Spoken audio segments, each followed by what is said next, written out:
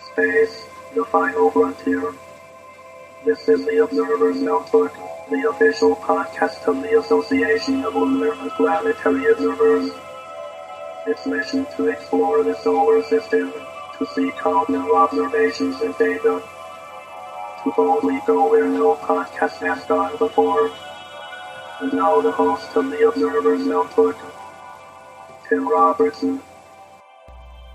Welcome to episode 41 of the Observer's Notebook, the official podcast of the Association of Lunar and Planetary Observers. I'm Tim Robertson, the host of the podcast, and also the coordinator of the training program within the ALPO. I want to thank everybody for downloading and listening. This episode, we have Sanjay Limaye. He's the one of our scientists that work with the ALPO and help us with our Pro-Am contribution, so it's going to be a very interesting talk. The ALPO, the Association of Lunar and Planetary Observers, collects and analyzes observations of various solar system bodies and associated phenomena, and we publish them in detailed reports in the quarterly publication called the Journal of the Association of Lunar and Planetary Observers. We also call it the Strolling Astronomer. This podcast depends upon donations from you, our listeners, to keep it alive. If you enjoy what you hear on the podcast, you can donate to it via Patreon by giving as little as $1 a month. If you feel even more generous, for $5 you receive early access to the podcast before it goes public. And for a monthly donation of $10, you receive the Novice Observer's Handbook.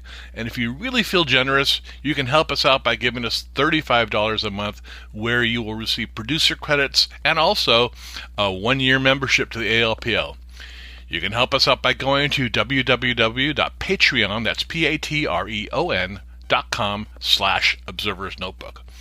If you're interested in joining the ALPO, membership begins at only $14 a year. You can find out more at www.alpo-astronomy.org. And the ALPO and the Observer's Notebook podcast are both on Facebook. Just search for ALPO Astronomy or search for Observer's Notebook. And if you enjoy what you hear on the podcast, please rate and review us and subscribe. That way you will never miss another episode of the podcast. And now, the Observer's Notebook.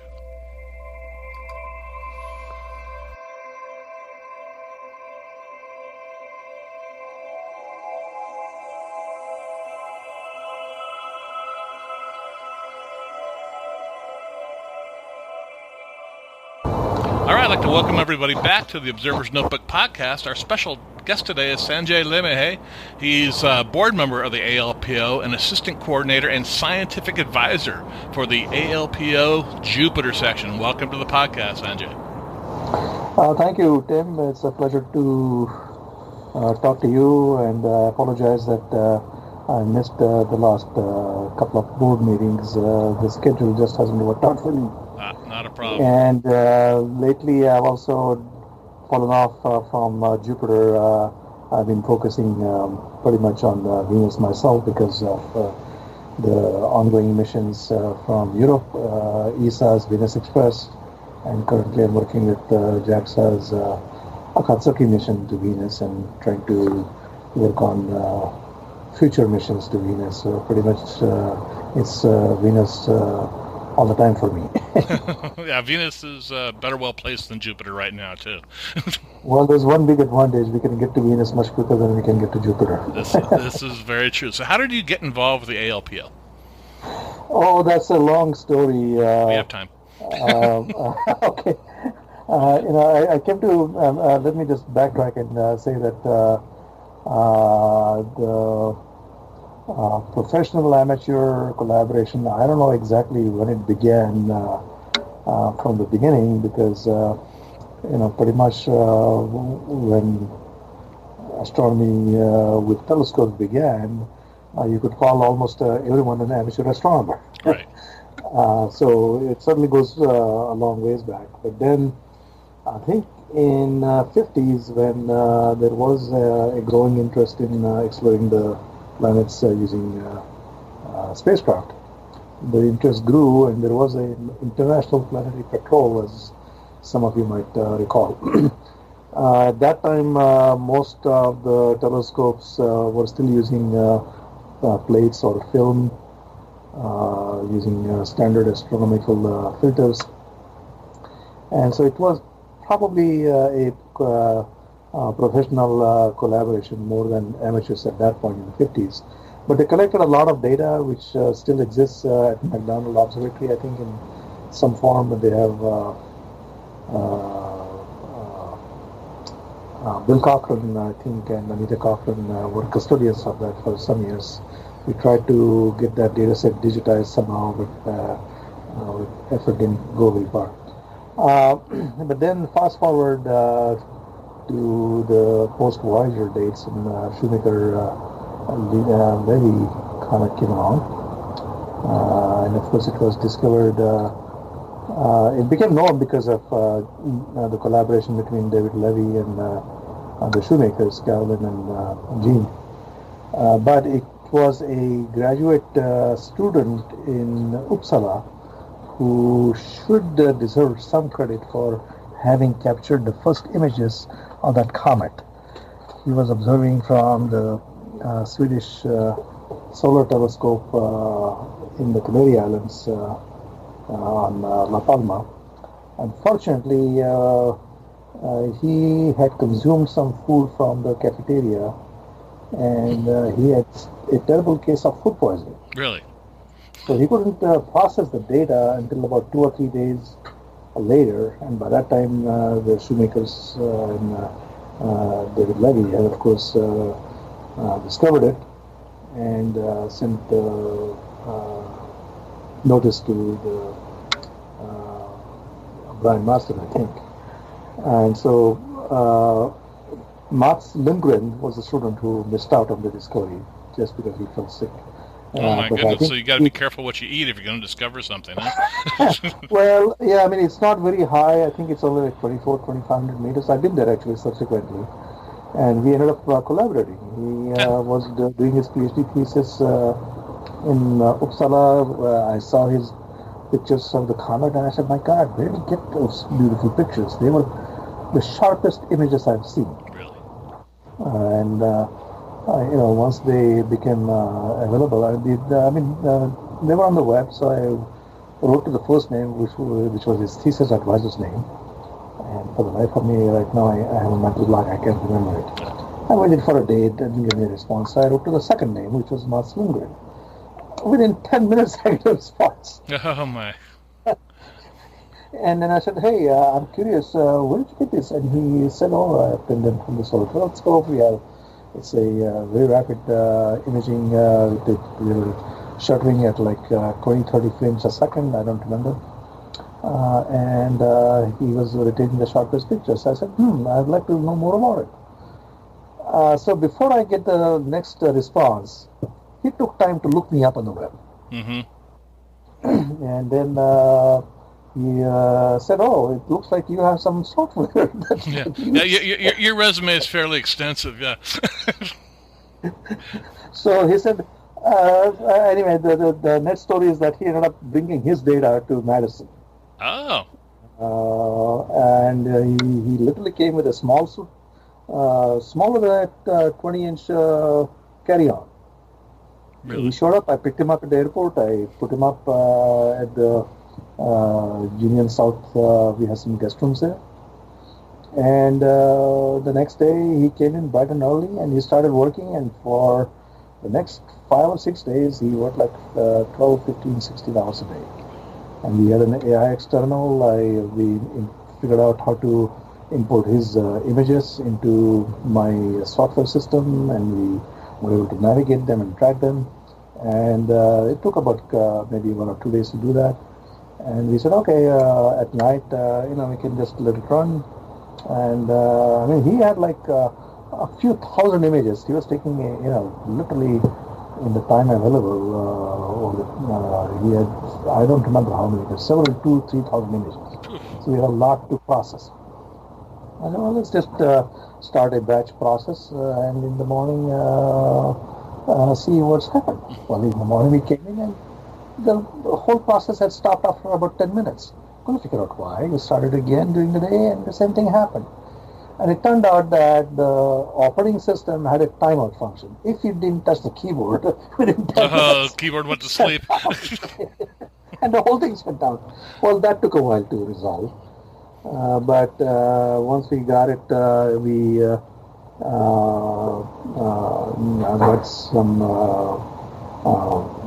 data that we could analyze quantitatively, and then we quickly realized that we could measure the parallax. And so we inferred that the geometry was such that the debris went very high in the atmosphere, much higher than people admit. And we have far more images than Hubble ever did.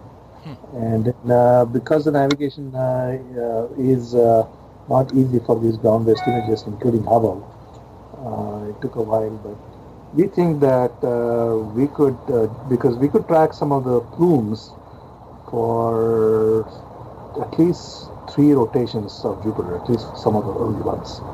The early impacts that occurred on, I think, 15th of July, 94? Yeah. Something like that.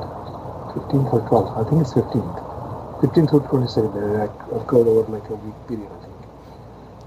And so we could measure the debris, follow it, yeah, because the debris on Jupiter lasted quite a while, a lot longer than anybody lasted thought. 2 or 3 months, yeah.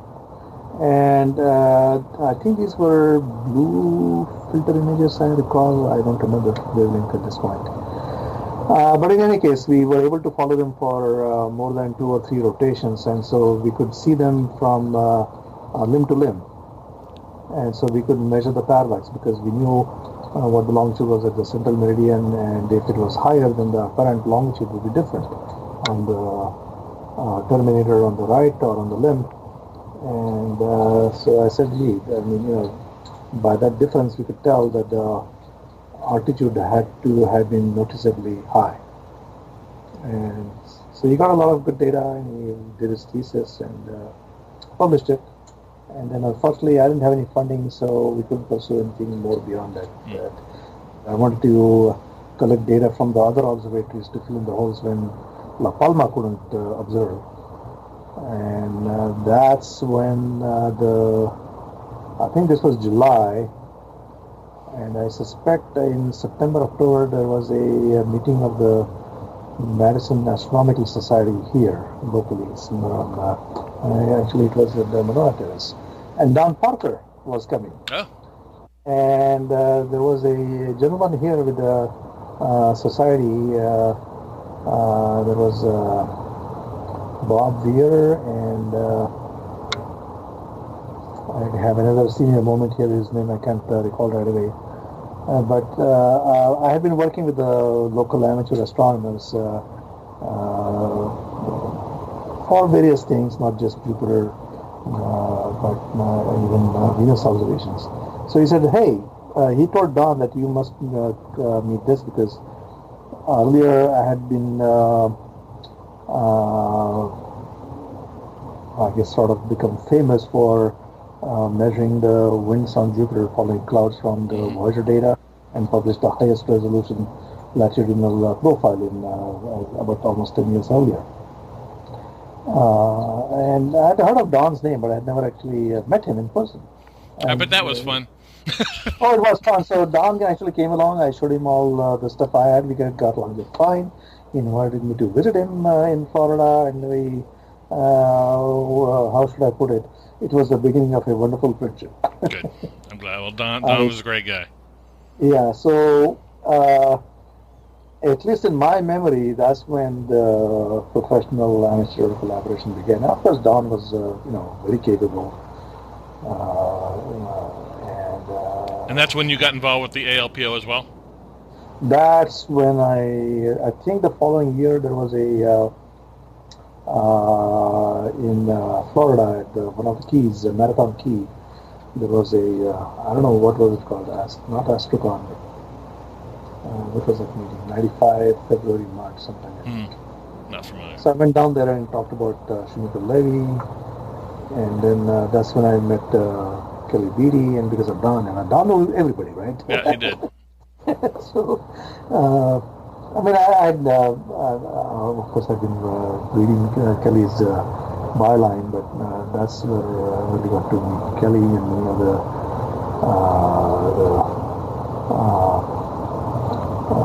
ALPO community Carl and another fellow from Chicago who had brought his telescope, I think, in the back of his car in the trunk. And again, I'm losing my memory here. Sorry. But he had been working on Don's telescope, the 20-inch at the not Yerkes, the Adler Planetariums in the basement. They had a glass shop, and they had redone Don's telescope, the 20-inch mirror. They had repolished it or something like that, and so there was I think somebody has a 1 hour or 2 hour long video of that. Oh, really? Yeah. Oh, that'd be nice to get a hold of. Yeah, and his name will come to me right now. I just can't recall it. Okay. But unfortunately, that glass lab was shut down at Adler. And then, so after that, I started going to these conventions, and then Don got me involved with ALPO and became the Jupiter advisor, and then got me on the board later on. And I came to some of the board meetings, but lately, unfortunately, I can't believe for the last several years, I always have some other meeting that I need to go to, and I haven't been able to do it. But it's been a wonderful opportunity for me to, work with the amateurs. And in '98, I hosted the Division for Planetary Sciences conference here in Madison at the Manila Terrace. And that's when we organized the first session. And we had a small room with capacity for maybe 25, 30 people, and we had overflow crowd. Oh. People were standing, and that was a miscalculation. So many people came. And that led to some activities that still continue on, and Agustin Sanchez, La Vega, Glenn Norton, these people took up the activity, and they were collaborating more, and now more people are involved with the outer planets. I've done my bit to maintain focus on Venus, because since almost 2005-6, almost last dozen years, I've been working almost exclusively on Venus. So I have not had much time to pay attention to Jupiter and the outer planets, Saturn for sure, but there's less for Uranus and Neptune. But Richard Schmoody has been active. Right. And Julius and many other ALPO observers. The challenge back then was, let's see, I'll have to find out what year it was. Around 1990, I think, just before Galileo orbited flew past Venus, Pierre Drossart from Pygmalion had captured the night glow of Venus at 1 micron. And that was the first time an amateur, not an amateur, but a ground-based telescope had seen the emissions post IR detection by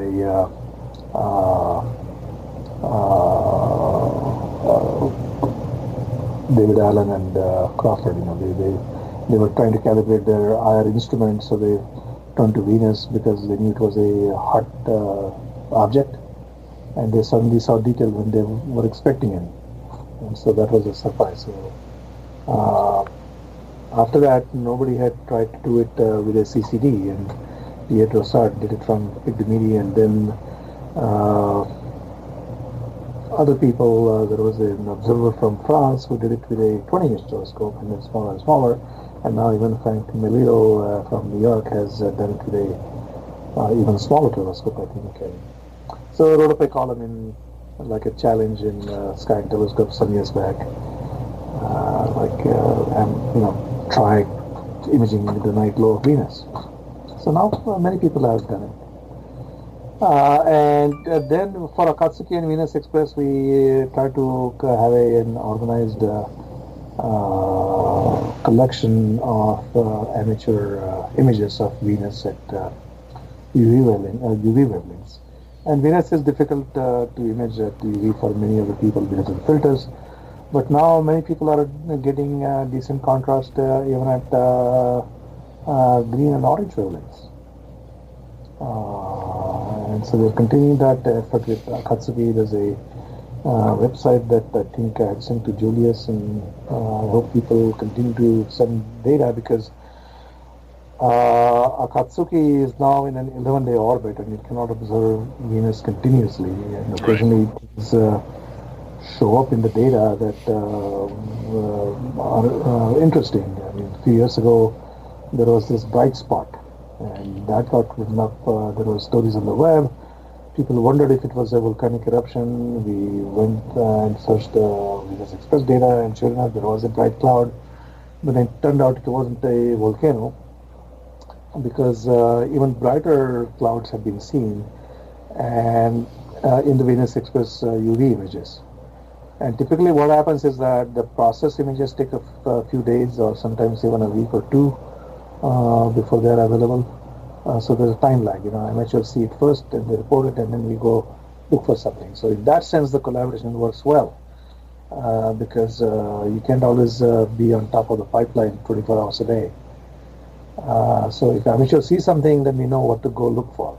So it's a very useful contribution that the amateur astronomers make. Yeah, and that's the thing. I don't think a lot of beginning amateur astronomers realize that their telescope could really do scientific work, and that's really where the ALPOs all started. Was generating systematic observations of various solar system objects and submitted them to get published. But then a lot of early on, the professional community realized what the ALPO was doing, and like you said, we are filling in the gaps of the spacecraft. Yeah, and one aspect of the amateur data that I tried to do something about, but for a variety of reasons, we didn't get the support we needed. Is that typically for planetary data, it's no longer sufficient just to have an image. You want to be able to locate latitude, longitudes, which means you need to be able to navigate it. And to be able to handle the data, we need more than JPEGs or TIFFs. So it is better to have the data in some digital format that you can process, like a FITS format or something. Right. So, or just the PDS format, but basically a flat file with some header information. And the biggest problem we had was in getting the data in a standard format, like a FITS format, was the timestamp. Even though many amateurs, especially the AVSO people, do sync their telescope clocks with a time signal, the trouble is most of the software they use to process the images ends up using the time when they process the images as the timestamp. Oh. It creates havoc. And for Jupiter, I could tell if they had made an error of more than a few seconds, because at least on Jupiter, what you can do is check the time and then look for the moons, right, if there are any, and then look for the shadows and check the position of the moon or the position of the shadow or both to verify the time. But on Venus, you don't have that ability. There are no moons, no shadows. But on Jupiter, you can verify within, God, it's been at least 20 years since I've done it, so I don't know how to code it, but certainly better than a minute you can verify the time. Right. Even from a small, like a 100 pixel radius Jupiter image, if you see any moons, you can verify the time, whether the date and the time are correct. Yeah, I work for NASA, and I know when we worked with amateurs in the past, amateurs, we would love to fix our images. We love to process them to wonderful levels to make beautiful pictures. But the image that professionals want to see is, like you said, the raw FITS image. Yeah, I mean, if process image is okay, but I still want to be able to navigate it. Right. Like Damien Peach. He produces such beautiful images. Right. Basically, I now have a huge reluctance to overcome before I go to a telescope and try to image myself, I'll just wait for Damien. That's Of course, I feel that the few Saturn photographs he's got floating around right now. I'm like, Hubble? No, Damien Peach. Oh, really? and outside my door, I have a picture from a 1-meter telescope at New Mexico State that Smith had taken of Jupiter. And these were the best images of Jupiter 40 years ago. Right. And they're so crummy. I mean, even I can do better just from a 15-inch telescope now. Right. But that's the beauty of the CCD. And I must say that, I owe it to Don because he taught me how to use Registex. Yeah. I was at his home, met his wonderful granddaughter. Maureen was wonderful. She was a delight, and she was so supportive of him. It was incredible, and I am so sorry that she passed away before with me to he did. And then I didn't realize Don was in such bad shape. Yeah. I've been promising him that I'll come down. He was always so happy and jovial.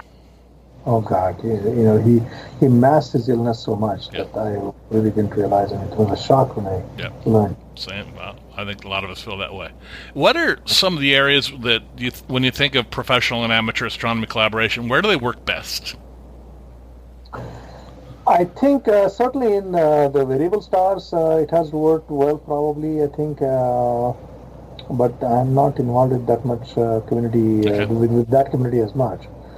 In planets, I mean, because like I said, I'm just basically living, breathing Venus 24 hours a day. Venus is a tough object for even professional observatories. Many of the observatories, most of them are way too big to really monitor Venus, even at higher wavelengths. You don't get enough time to observe Venus. So there is a real need for improved coverage of Venus. I mean, Venus is so mysterious. I mean, it really is.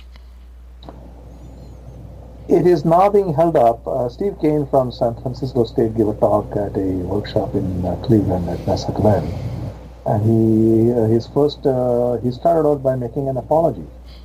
And he said that we exoplanet scientists have ignored Venus for way too long, and we realize what Venus has to teach us. And that's true of most of the exoplanet people who came from astrophysics, not from planetary science. Many of them do not even know how much we know and what questions we have about Venus, and yet they're going after telling the community, all we have to do is just observe the spectrum and we can tell everything there is to know about the exoplanets. Well, nonsense. Right now we don't even know what causes the absorption on Venus. It's been 50, 60 years since it was discovered, and we still can't identify any substance that is responsible for creating the contrast on Venus. And that's just contrast from spectrum, okay? And the no high resolution spectrum has been able to identify any substance. So we are forced to use the in situ data from the meager entry probes that have entered Venus and 2 balloons. And right now we are focusing on trying to get a semi-buoyant airplane developed that could survive in the clouds of Venus for up to a year, certainly a few months to a year. Oh my goodness. Just travel from day to night and keep making circuits and find out what is going on, because there may be more than one species that is absorbing. And it probably changes as a function of local time and sunlight. On the nights as things change, the reflectivity of Venus is different. So there are chemical changes taking place, and the latest idea, and I'm about to submit a paper to astrobiology, is whether there could be microorganisms which are responsible, because in the atmosphere of Venus. Yes, Venus has a habitable zone. Carl Sagan had first proposed the notion in 1967.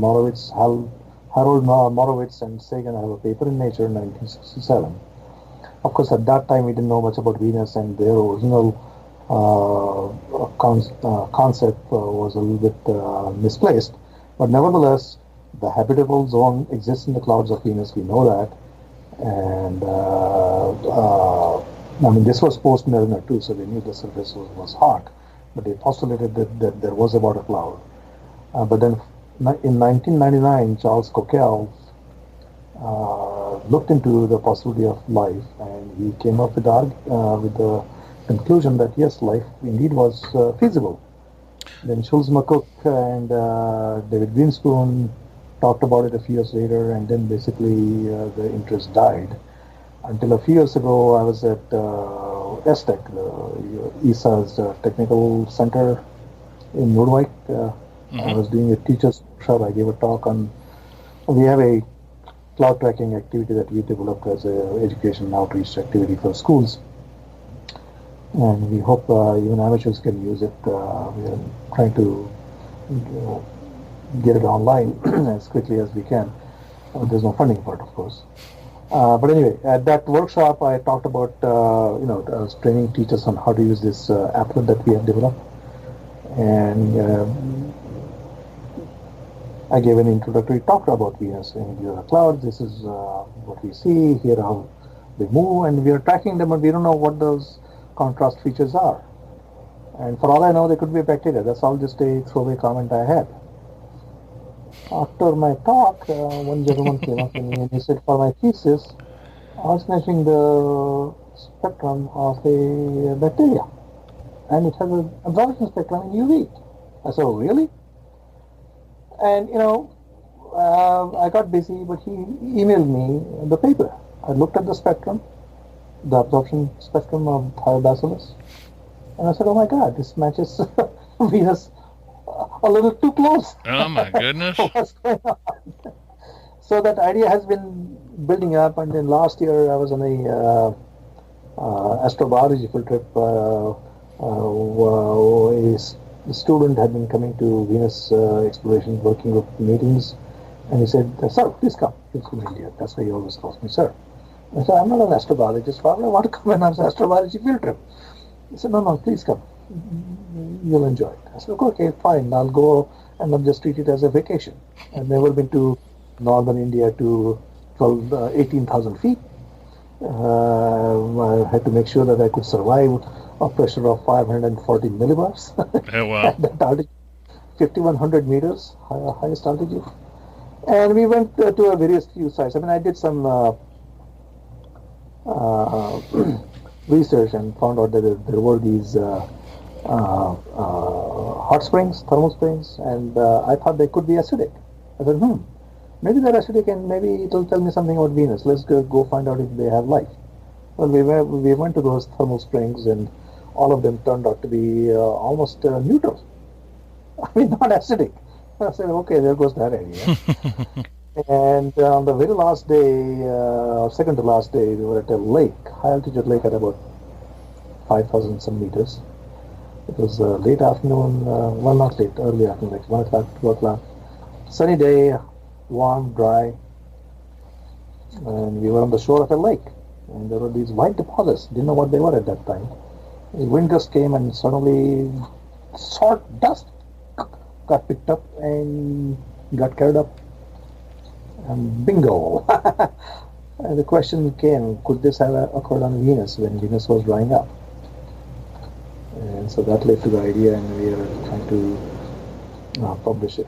Let's see what happens. Oh my goodness! Well, because Mars has always been the sexy planet, and I remember years. Oh, Venus? No, it's a dead world. It's a greenhouse effect. All you see is clouds. And everybody's focus was Mars because Mars was the sexy planet. Now, holy crap! What you're telling me about Venus? So let me tell you something more. Last year, Michael Way from NASA Goddard he published a paper, and the title was Venus the First Habitable Planet? And in that paper, he argued that Venus could have harbored a liquid water ocean for up to 2 billion years. That's way longer than Mars ever could have. That's way longer. And then, at the same time, completely unrelated, Jim Head has been going to the Antarctic for the last several years, he and his students. And as you know, the pendulum has been going back and forth. Was Mars warm and wet or cold and dry? Mm-hmm. And there have been some numerical modeling experiments going on, Francois Forget in France, and the Mars climate models cannot keep and maintain Mars as warm and wet. Mars is basically dry and cold most of the time. Only in spring and summer, some of the areas, the equatorial areas, they get warmed up and ice freezes, water. It didn't have liquid water, and it just basically flows downslope, and that's what Jim had observed in the Antarctic. And his argument is that Mars water is very episodic, only annual, and most of the surface features that we see are created by just transient flowing of water. And so that makes Mars a very difficult planet to have evolved life on its own. And Jim Head in Cleveland, he actually came out and said, and I'm trying to quote as accurately as I can, he said, "I'm sick and tired of NASA announcing for the 75th time that we have discovered water on Mars. And I firmly believe that we'll discover life on Venus before we discover life on Mars." Wow. That's a quote from Jim Head. Wow. You cannot get any more respectable geologist than Jim Head. That's pretty wild. Well, okay. And so he's on board. So let's see what happens. So anyway, I've spoken way too long. You can edit as much as you No, like. this is interesting. It's a little off topic from the pro-am stuff, but I'm really intrigued by this. I mean, this is it's yes and no, in the sense that my argument is that we cannot get enough time on the professional telescopes to really monitor continuously Venus. It's only actors who help us there. Yeah. Something happens on Venus. Yeah, there are a couple. If I can just change there for a minute, there are a couple like computer programs that have been used in the past for pro-am collaboration too, like Stardust at Home. Yeah, WinJup is another one that has been used for Jupiter. Right. Some people in Europe networking all their computers together to do observations. It's pretty interesting. I mean, what do you see when you pull out your crystal ball for professional and amateur collaboration? What do you see in the future?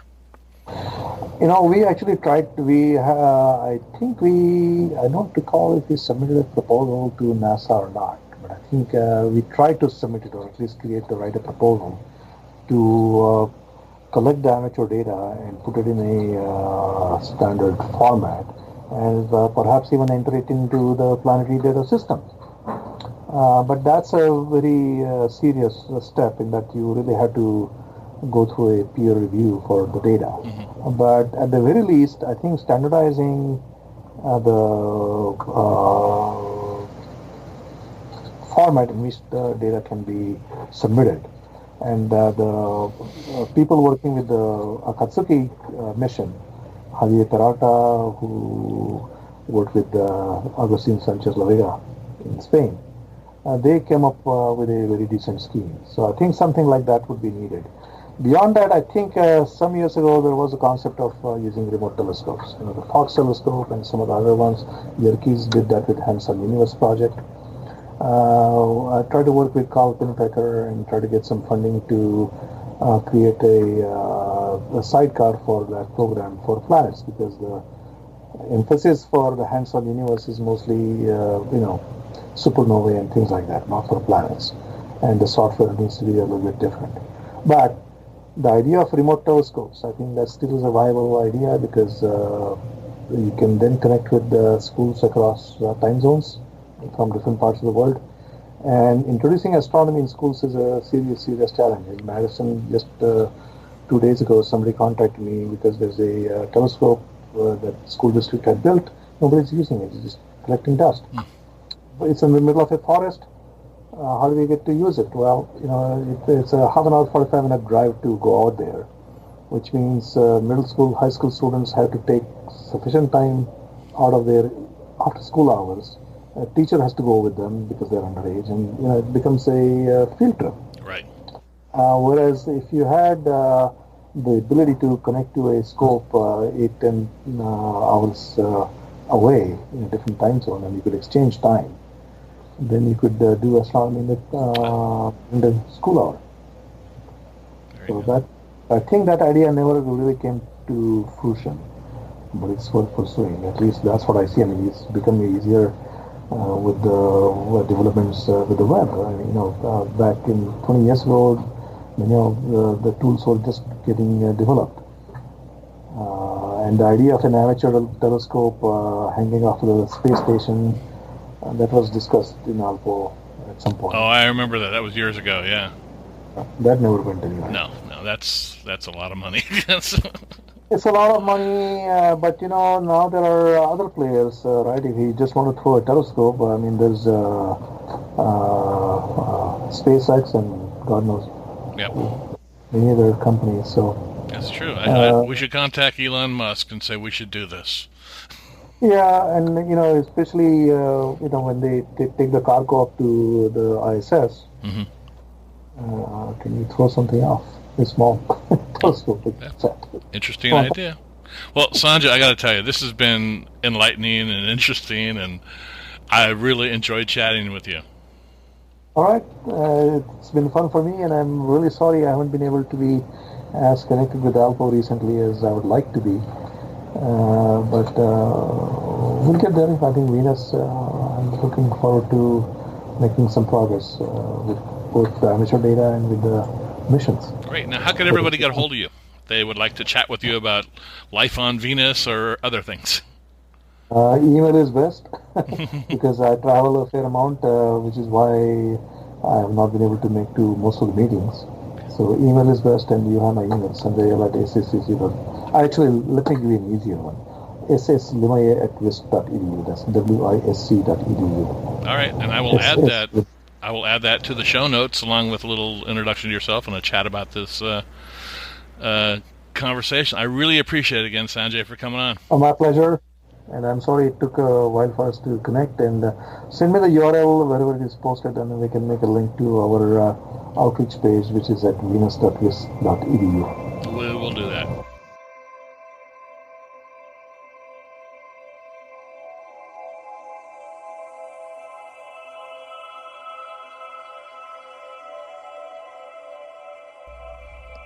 Well, that'll do it for this episode of the Observer's Notebook podcast. I really want to thank our special guest, Sanjay Limaye, for coming on and talking about a few things. Not only professional and amateur collaboration, but also possible life on Venus. That was something that we started chatting about that I had no idea, but that was a great topic. I hope you enjoyed it.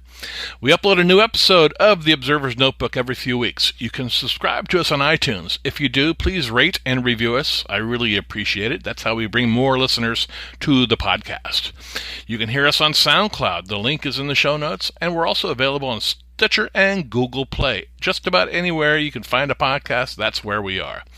You can help support the podcast by donating to it via Patreon.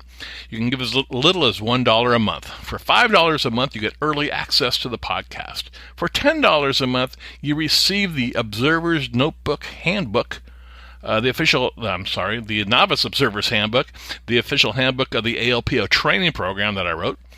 And for $35 a month, you receive 1 year's membership to the ALPO and producer credits on the podcast. And with that, I want to thank the producer of this podcast, Steve Siedentop, for his generous support of the Observer's Notebook. The link for Patreon, as well as the link for the ALPO, is in the show notes. You can contact me via email at commentman@commentman.net or on Twitter at ObserversNBPod. If you want to join the ALPO, membership begins at only $14 a year. You can find out more at www.alpo-astronomy.org. And we're also on the Facebook. The ALPO has a Facebook page. Just search for ALPO Astronomy. And this podcast also has a Facebook page as well. Just search for Observer's Notebook. Sign up and start following us there. The ALPO is an international organization devoted to the study of the sun, the moon, planets, asteroids, meteors, and comets. Our goals are to stimulate, coordinate, and generally promote the study of these bodies using methods and instruments that are available within the communities of both amateur and professional astronomers. Until next time, my hope is you always have clear and steady skies. Thanks for listening.